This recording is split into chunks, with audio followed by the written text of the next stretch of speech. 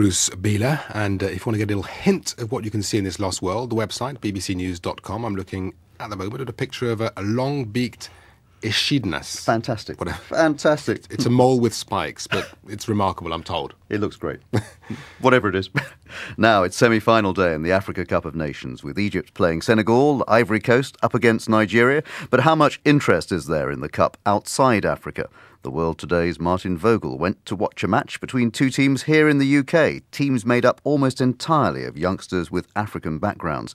Are they interested in the African tournament? Or is it teams like Arsenal, Manchester United and Chelsea that are getting their attention? Well, here we are, pre-match. We're in Milton Keynes, which is just about an hour north of London, here in the UK.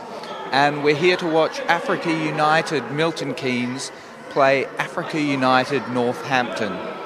The teams today are playing inside because it's a pretty chilly day outside, so they'll be playing five-a-side indoor football. Pre-match photographs are just being taken now.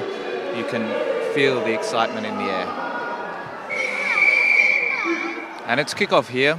Africa United Northampton in blue, Africa United Milton Keynes in gold, and it's gone through to the goalkeeper for Africa United Northampton. Do you support any African teams? Yeah. Cameroon! Senegal! Cameroon. Why Cameroon? Because they got Eto'o, top goal scorer.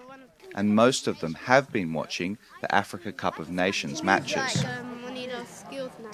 Boo, Cameroon. Tunisia. Mohamed Liban is 12 years old and of Somali background.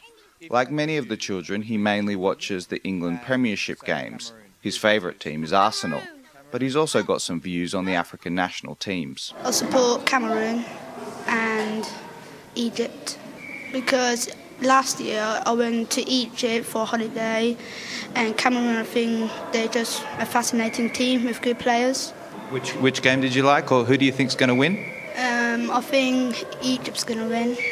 Because they're the home team? Yeah. And Mohamed Jama, who is 10, is also up for some punditry. All of them are playing good at the moment. Even if Somalia got knocked out, our home country got knocked out by Ghana, I still like watching all of those players, especially Loa, because he's been doing good, and all of the other people are trying to pass the ball to him. Mohamed Brassab is the general manager of Africa United and one of the founders of the club. With the help of others in the community, he dedicates much of his time to giving children in Milton Keynes, especially those of African backgrounds, a club where they can develop their talents.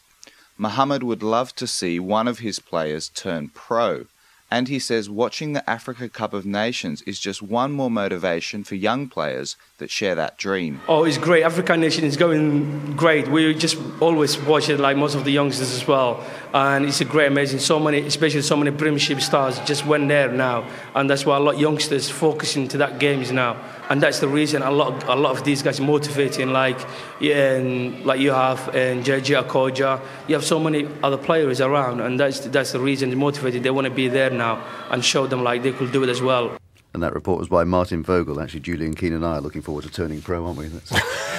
Anyway, let me tell you that the Africa Cup of Nations in Cairo today, Nigeria play the Ivory Coast at 1300 GMT. That'll be followed at 1700 GMT by the match between host nation Egypt and Senegal. And if you're listening in Africa, there'll be much more on the Africa Cup of Nations in your very own programme at 1:30 Network Africa.